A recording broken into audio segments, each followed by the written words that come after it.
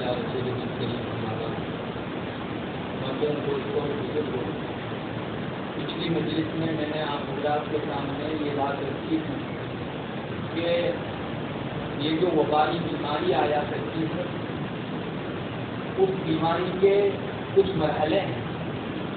ایک تو بیماری سے آنے کے پہلے کا مرحلہ، ایک بیماری چل رہی ہو اس وقت کا مرحلہ، اور ایک بیماری ختم ہو کر پھر تندرستی اور اچھائی آتی ہے، بھلائی آتی ہے اور بیماری چلتی ہے اس کا مرحلہ۔ یہ سب چیزیں یوں تو دنیا کی نظر سے ہم دیکھتے ہیں تو ایک روٹین ہے جو چل رہا ہے۔ پچھلے دنوں بیماری نہیں تھی، پھر بیماری آئی اور پھر اب بیماری رخصت ہو رہی ہے یا کچھ چل رہی ہے۔ یہ مسلمان ہو یا کافر، سب لوگوں کی نگاہیں اس کو دیکھتی ہیں، لیکن اس کے پیچھے کچھ اسباب کام کر رہے ہوتے ہیں جس کو اللہ تعالیٰ کا تقویمی نظام کہا جاتا ہے، اور وہ ہماری آنکھوں سے نہیں دیکھا جا سکتا، وہ وحی سے معلوم ہوتا ہے۔ اللہ ہمیں بتاتا ہے کہ بیماری نہیں تھی، پھر آئی اور پھر رخصت ہو گئی، تو اس کے پیچھے کون کون سے اسباب کام کر رہے ہیں۔ آج سب سے بنیادی ضرورت اسی چیز کی ہے کہ ہم لوگ اپنے ان پیش آنے والے واقعات کو ایک زندہ جاوید کتاب یعنی قرآن کریم پر پڑھیں۔ نبی کریم صلی اللہ علیہ وسلم نے ایک مرتبہ قرآن کریم کی تعریف کرتے ہوئے یہ جملے ارشاد فرمائے تھے، جس میں دو ایک ٹکڑے یہ بھی تھے، فیہ نبأ من قبلکم وفیہ خبر ما بعدکم او کما قال علیہ السلام۔ قرآن وہ کتاب ہے جس میں پچھلے گزرے ہوئے لوگوں کی خبریں بھی تم کو ملیں گی، اور آئندہ کیا ہونے والا ہے اس سلسلے میں جو قرآن کریم ہم کو خبر دیتا ہے۔ اسی لیے قرآن غور و فکر سے پڑھنے کو کہا جاتا ہے کہ تم کہاں کھڑے ہو، کہاں جانا ہے اور کہاں سے آئے ہو، اس چیز کا تھوڑا سا اندازہ ہم کو ہو سکے۔ میں اس وقت جہاں کھڑا ہوں میرے رب کو پسند ہے یا نہیں، اگلا قدم جو بھرنے جا رہا ہوں میرا اللہ اس سے خوش ہے یا نہیں، میں جو کر کے آیا اس پر اللہ راضی ہے یا نہیں، ان سب چیزوں کو قرآن کریم کے آئینے میں دیکھ کر پہچانا جاتا ہے۔ یہ وبائی بیماری ہے، آفت ہے، اور جس قدر مصیبتیں دنیا کے اندر آتی ہیں ان کے بارے میں قرآن اور حدیث میں ہم کو بہت صاف صاف روشنیاں ملتی ہیں۔ ایک بات تو حدیث شریف میں بہت صاف آ گئی ہے کہ جو وبائی بیماری ہوتی ہے، چیپی بیماری ہوتی ہے، طاعون ہے، پلیگ اور ان کے علاوہ دیگر بہت ساری بیماریاں جن کو وبائی بیماری کے نام سے یاد کیا جاتا ہے، جو ایک سے شروع ہو کر پھر ایک دسیوں اور ہزاروں افراد تک چلی جاتی ہیں۔ یہ وبائی بیماریاں بنیادی طور پر زناخوری اور بے حیائی کی بنیاد پر آیا کرتی ہے۔ یہ میں نہیں کہتا، نبی کریم صلی اللہ علیہ وسلم کی ارشاد میں یہ بات آ گئی کہ وبائی بیماریوں کے پھیلنے کا، طاعون کے پھیلنے کا بنیادی سبب زناخوری کا عام ہو جانا اور بے حیائی کا عام ہو جانا، اس کی وجہ سے اللہ تعالیٰ وبائی بیماری دے دیا کرتے ہیں۔ حدیث شریف میں بہت صاف الفاظ میں یہ بات آئی ہے، اور کون نہیں جانتا، ہم اسی دنیا میں رہتے ہیں۔ اس وبائی بیماری سے پہلے بے حیائیاں اپنے عروج پر تھی، اتنی زیادہ بے حیائیاں دنیا کے اندر پھیل چکی تھی کہ بہت سارے ملک تو اب اس کو قانونی حیثیت دینے جا رہے ہیں۔ خود ہمارے ہندوستان میں 2 یا 3 مرتبہ کوششیں ہو چکی ہیں کہ مرد اور مرد کے تعلقات کو اور عورت کے تعلقات کو باقاعدہ لیگلی بنایا جائے۔ لیزبین اور گے جن کو کہا جاتا ہے، جو مرد برے تعلق قائم کرتا ہے، عورتیں برا تعلق قائم کرتی ہیں، اس کو قانونی حیثیت بہت سے ملک تو دے چکے ہیں۔ امریکہ کے کتنے خطے ایسے ہیں جن کے اندر اس کو باقاعدہ جیسے میاں بیوی رہتے ہیں ویسے ان دونوں کو بھی رہنے کی اجازت ہے، اور میاں بیوی کسی ملک میں رہ کر کس طرح سے حکومت کے فائدے پاتے ہیں تو مرد بھی شادی کر کے ایسے فائدے پا سکتے ہیں۔ تو بہت سے ملکوں کے اندر تو قانونی حیثیت اس کو حاصل ہو چکی ہے، جن ملکوں میں نہیں ہے، تھوڑا بہت مذہب باقی ہے، ان ملکوں کے اندر بھی اس کو رائج کرنے کی کوشش کی جاتی ہے۔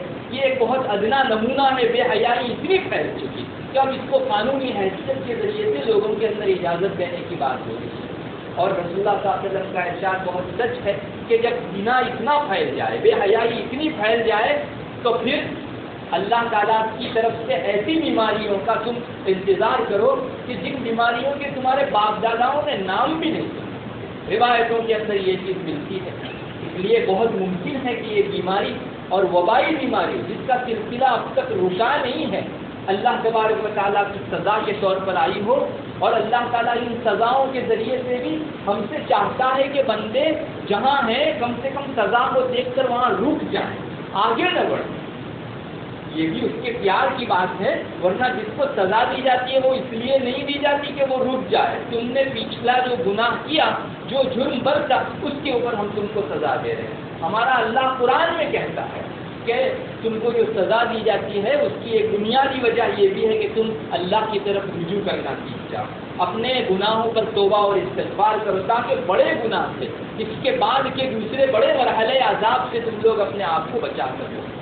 اب مومنوں کا تو کم سے کم ضمیر ہونا چاہیے کہ اللہ تعالیٰ کے اس پیغام کو وہ لیں۔ کئی جگہوں کے اوپر قرآن نے یہ مضمون ذکر کیا ہے۔ ایک جگہ قرآن کہتا ہے ان لوگوں کے بارے میں جو لوگ اللہ کی نہیں مانتے، قرآن کی نہیں مانتے، اولا يرون انهم يفتنون في كل عام مرة او مرتين ثم لا يتوبون ولا هم يذكرون۔ قرآن کہتا ہے کہ تم نے نہیں دیکھا ان کے ملکوں کے اندر ہر سال 1 یا 2 مرتبہ بلا اور مصیبت ضرور آیا کرتی ہے، پھر بھی نہ تو وہ توبہ کرتے ہیں اور نہ نصیحت پکڑتے ہیں۔ آپ نے دیکھا ہوگا اب بلائیں اور مصیبتوں کا ایک سلسلہ چلا ہے، بہت سے ملک تو وہ ہیں جہاں واقعیت ہے سال میں 1 یا 2 مرتبہ مصیبتیں آ ہی جاتی ہیں۔ اس وقت تو آگ پانی جمع ہے، جن لوگوں کی اخبار پر نظر ہے وہ خوب جانتے ہیں۔ امریکہ کے اندر ایک طرف آگ کا جو ہے بہت بحران چل رہا ہے، ایسی آگ پھیلی ہوئی ہے کہ قابو میں نہیں، اور دوسری طرف سیلاب بھی آیا ہوا ہے۔ بہت کم ایسا ہوتا ہے آگ پانی جمع ہو، لیکن بیک وقت دونوں سزائیں جو ہے جاری۔ اللہ تعالیٰ اس کو جو ہے پیرو فرما دے، ہمیں کوئی خوشی نہیں ہے، مگر بات یہ ہے کہ آگ پر انسان کا ہاتھ پڑتا ہے تو گرم لگتا ہے، اور برف پر انسان کا ہاتھ پڑتا ہے تو ٹھنڈا لگتا ہے۔ اگر کسی نے گناہ کیے ہیں اور اس حد تک پہنچ چکے ہیں کہ اللہ تعالیٰ غضبناک ہو جائے تو پھر اس کی سزا یہ قاعدے کی بات ہے، اور اللہ اگر سزا روک دے تو اس کا فضل ہے، اس کے فضل پر کسی کی جاگیر نہیں۔ ہم کو اس وقت کی وبا کو اسی نگاہ سے دیکھنا چاہیے۔ قرآن کریم نے اس چیز کو بھی ذکر کیا ہے۔ بہرحال میں تو آپ کو یہ دکھانے جا رہا ہوں کہ وبائی بیماری جب ختم ہونے کو ہوتی ہے اس وقت کی ذمہ داریاں وبائی بیماری کے دن میں جس قدر ہوتی ہے اس سے زیادہ ہو جایا کرتی ہے۔ دیکھیے ان دنوں وبائی بیماری پر لاک ڈاؤن کا سلسلہ شروع ہوا تھا، اس وقت مسلمانوں کا تو یہ حال تھا کہ اللہ کی طرف کسی نہ کسی درجے میں رجوع کرتے تھے۔ جن دنوں نماز ابھی بند نہیں ہوئی تھی، صرف اعلان معمولی سا ہوا تھا، ان دنوں مسجدیں ایسی بھری ہوئی تھی جیسے جمعہ کے دن بھری ہوئی تھی۔ جلگاؤں سے ہمارے یہاں کے ایک فاضل کا فون آیا جو وہاں امامت بھی کرتا ہے، وہ کہہ رہا ہے کہ آج جب سے یہ اعلان ہونے جا رہا ہے تو ہماری یہاں آج ظہر میں اتنی مسجد بھری ہوئی ہے جتنی جمعہ کے دن بھری رہتی ہے۔ الحمدللہ مسلمان کو کسی نہ کسی درجے میں اللہ تعالیٰ کی طرف رجوع کا موقع ہے، مگر پچھلے گناہوں سے توبہ اور آئندہ ان گناہوں کا ارتکاب نہ کرنے کا عزم بھی مسلمان کو ضرور کرنا چاہیے۔ قرآن کریم نے اسی ترتیب کے ساتھ 1 سے زیادہ جگہوں کے اوپر آیتیں ارشاد کی ہیں۔ میں چاہتا ہوں کہ قرآن کریم سے آپ کو وہ آیتیں سنا دوں، جس سے آپ کو اندازہ ہوگا کہ قرآن کریم ہماری اس بیماری سے پہلے والے مرحلے کو، بیماری والے مرحلے کو اور اس کے بعد والے مرحلے کو کتنی ترتیب کے ساتھ ذکر کرتا ہے۔ چنانچہ 18ویں پارے میں قرآن کریم میں ایک جگہ اللہ تبارک و تعالیٰ ارشاد فرماتے ہیں کہ دو جماعتوں کا قرآن ذکر کرتا ہے۔ ایک تو نبی کریم صلی اللہ علیہ وسلم کا، آپ صلی اللہ علیہ وسلم کو قرآن کہتا ہے وَإِنَّكَ لَتَدْعُوهُمْ إِلَىٰ صِرَاطٍ مُسْتَقِيمٍ، اے نبی تم تو لوگوں کو سیدھے راستے کی طرف بلاتے ہو، اور دوسرے جو لوگ مومن نہیں جن کو تم بلاتے ہو ایمان کی طرف، ان کا حال کیا ہے؟ وَإِنَّ الَّذِينَ لَا يُؤْمِنُونَ بِالْآخِرَةِ عَنِ الصِّرَاطِ لَنَاكِبُونَ، جو لوگ اللہ تعالیٰ اور آخرت پر ایمان نہیں رکھتے وہ سیدھے راستے سے بہتے ہوئے ہیں۔ نبی سیدھے راستے پر ہیں، مومن سیدھے راستے پر ہیں، اور جو لوگ ایمان نہیں رکھتے آخرت کے اوپر وہ سیدھے راستے سے ہٹے ہوئے ہیں۔ اب کے بعد اللہ کی سزا کا تذکرہ شروع ہوتا ہے۔ قرآن کہتا ہے وَلَوْ رَحِمْنَاهُمْ وَكَشَفْنَا مَا بِهِمْ مِنْ ضُرٍّ لَلَجُّوا فِي طُغْيَانِهِمْ يَعْمَهُونَ۔ اللہ فرماتا ہے کہ ہم نے جو بیماری ڈالی، اگر ہم ان پر رحم کر لیں، مہربانی کر لیں، اور ان کو جو بیماری اور جو برائیاں اور جو سزا اور آفت آ لگی ہے اس کو ہٹا لیں، تو اللہ کہتا ہے کہ یہ لوگ واپس اپنی سرکشی کے اندر ہی گھستے چلے جائیں۔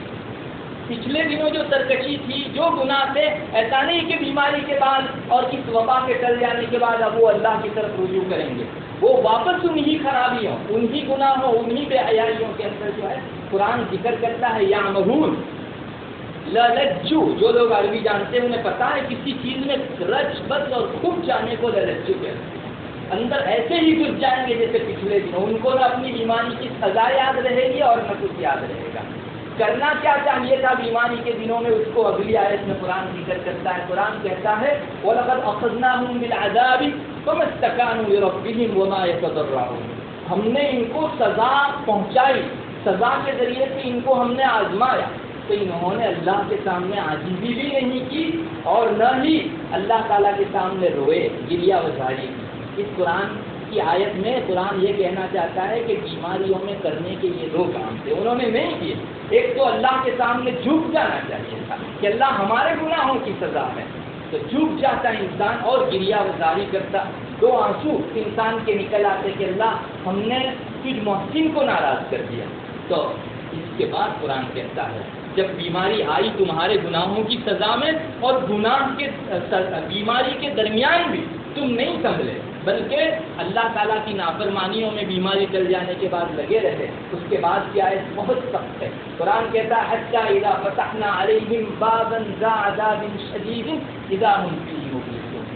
جب بیماری کے بعد بھی، سزا کے بعد بھی وہ اسی میں رچے بسے رہے، تو پھر ہم نے ایک بڑے عذاب کا دروازہ کھول دیا، بڑی آفت کا، سخت آفت کا دروازہ کھول دیا، اذا ہم فیہ مبلسون، اور اب ان کی آس اللہ سے بھی ٹوٹ گئی، سب چیزوں سے یہ آس توڑ چکے، ان کی تمنائیں اور امیدیں توڑ چکے۔ بہرحال میں کہنا یہ چاہتا ہوں کہ قرآن ان آیت میں برائیاں ذکر کر کے ہمیں یہ پیغام دیتا ہے کہ ایسا نہیں کرنا چاہیے۔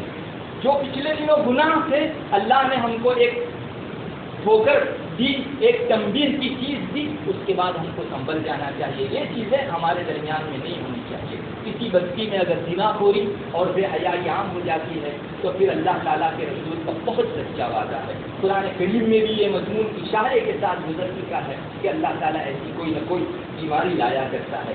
یہ تو اس امت کے اوپر اتاری گئی وہ آیتیں ہیں جو اگلے احکام کے مطابق بنی اسرائیل کے ساتھ ایسا ہو چکا ہے، اور ان لوگوں نے ایسا کیا تو اللہ تعالیٰ نے ان کو کیا سزا دی، وہ دوسری جگہ قرآن کریم ذکر کرتا ہے۔ وہ بھی اسی کے ساتھ اگر آپ کو سنا دوں تو انشاءاللہ اور زیادہ روشنی پڑے گی۔ 9ویں پارے میں قرآن کریم بنو اسرائیل کا تذکرہ کرتے ہوئے کہتا ہے وَلَمَّا وَقَعَ عَلَيْهِمُ الرِّجْزُ قَالُوا يَا مُوسَى ادْعُ لَنَا رَبَّكَ بِمَا عَهِدَ عِندَكَ۔ بنو اسرائیل پر جب طاعون آتا تھا، بہت سونے رزق کی تفصیل طاعون سے کی، وبائی بیماری جب ان پر آتی تھی بنو اسرائیل کے اوپر، تو حضرت موسیٰ علیہ السلام کے پاس خوشامد کرنے چلے آتے تھے اور جا کر کہتے تھے کہ اللہ نے تم کو جو دعا سکھلائی ہے اس دعا کو لے کر اللہ سے درخواست کرو کہ ہماری یہ بیماری ٹل جائے۔ آپ کو معلوم ہونا چاہیے ان پر کافی اللہ کی طرف سے سزائیں آئی۔ جب بھی کوئی سزا آنے کو ہوتی حضرت موسیٰ علیہ السلام دربار فرعون کے اندر جا کر بتا دیتے کہ اگلے دنوں یہ سزا اللہ کی طرف سے آنے والی ہے، پھر بھی وہ اپنی مستی میں مست رہتے۔ جب سزا آتی اور یہاں تک آ جاتی تو پھر حضرت موسیٰ سے درخواست کرنے آتے۔ اس کا منظر قرآن کھینچتا ہے کہ وہ حضرت موسیٰ سے کہتے اللہ سے دعا کرو جو دعا اللہ نے تمہیں سکھلائی ہے۔ حضرت موسیٰ بہت جلیل القدر پیغمبر سے دعا کرتے، پھر اللہ فرماتا ہے لئن کشفت عنا الرجز لنؤمنن لك ولنرسلن معك بني اسرائیل۔ حضرت موسیٰ سے یہ بھی کہتے ہیں کہ اگر ہمارے اوپر سے یہ مصیبت اور وبا ٹل گئی تو ہم ضرور تم پر ایمان لے آئیں گے، اور بنو اسرائیل جن پر ہم ظلم کرتے ہیں ان کو تمہارے ساتھ بھیج دیں گے، ایسا کہتے تھے۔ پھر اللہ فرماتا ہے فلما کشفنا عنهم الرجز الى اجل هم بالغوه اذا هم ينكثون۔ جب ہم ان کے اس کہنے پر بیماری ختم کر دیتے اور رسول کے دعا کرنے کی وجہ سے وہ بلا ٹل جاتی تھی تو وہ پچھلا اپنا عہد، اپنا قرار پیمان توڑنے لگتے تھے، کہتے کہ ایمان لاتے، اور پھر بیماری ٹل جانے کے بعد رسول کون اور اللہ کون، واپس جو ہے اپنی اسی بیمار اپنی جو ہے انہی خرابیوں کے اندر لگ جاتے۔ اس کے بعد قرآن کہتا ہے فانتقمنا منہم فاغرقناہم فی الیم بانہم کذبوا بآیاتنا وکانوا عنہا غافلین۔ ہم نے ان سارے بنو اسرائیل کو، جو فرعون کی قوم تھی، ان سب لوگوں کو جو ہے سمندر کے اندر غرق کر دیا، اس لیے کہ ہماری نشانیوں کو وہ جھٹلاتے تھے اور ہم سے غفلت میں رہتے تھے۔ کیا یہ وہی ترتیب نہیں ہے جو اگلی ابھی 18ویں پارے کے اندر ذکر کی ہوئی آیتوں کی میں بتا چکا؟ ان پر سزائیں آئی ان کے گناہوں کے سبب، پھر انہوں نے اس کے بعد بھی سنبھالا نہیں لیا تو اللہ تعالیٰ نے ایک بہت بڑی سزا ان کو دی، جس کے بعد ان کو توبہ کرنے کا کوئی موقع نہیں تھا۔ اور اس کے بعد حضرت موسیٰ کی جو قوم بنو اسرائیل تھی، ان لوگوں کو مصر اور شام کا اللہ تعالیٰ نے والی بنایا، جن کا اگلی آیتوں کے اندر تذکرہ ہے۔ بہرحال میں تو آپ کو یہ کہنا چاہ رہا ہوں کہ اللہ تعالیٰ ان آیتوں میں ہم سے چاہ رہے ہیں کہ یہ سزائیں پا کر تم لوگ سنبھل جاؤ، پچھلے دنوں گناہ کرتے تھے ختم کر دو، بے حیائیاں چلتی تھی ختم کر دو۔ اللہ کرے مومن قوم ان آیتوں سے سنبھلے، دوسروں کو اللہ کے حوالے کیجیے، کم سے کم ہم جو ایمان والے ہیں، قرآن کو ماننے والے ہیں، ہمارے اندر سے تو یہ بلائیں اور بیماریاں جانی چاہیے۔ اللہ تبارک و تعالیٰ ہم سب پر رحم فرمائے اور قرآن کے آئینے میں ہماری ہر چیز کو دیکھنے کی توفیق عطا فرمائے۔